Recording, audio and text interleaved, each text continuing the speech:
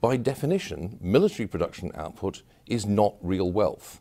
Wars destroy wealth rather than creating it. There are a number of myths about the Great Depression which are very popular.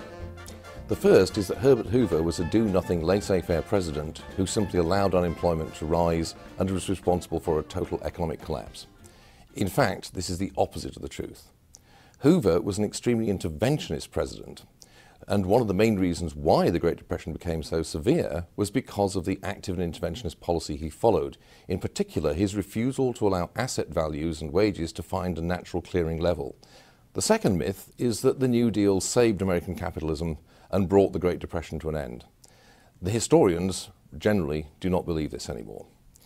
The fact is that in most parts of the world, the Great Depression began to end much, much earlier and much more quickly than it did in the United States.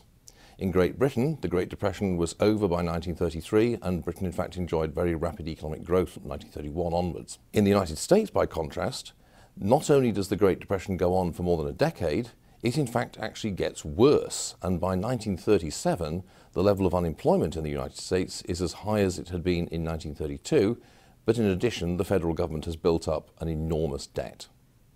The third common myth is that what eventually ended the Depression and saved the economy was World War II. By definition, military production output is not real wealth. Wars destroy wealth rather than creating it.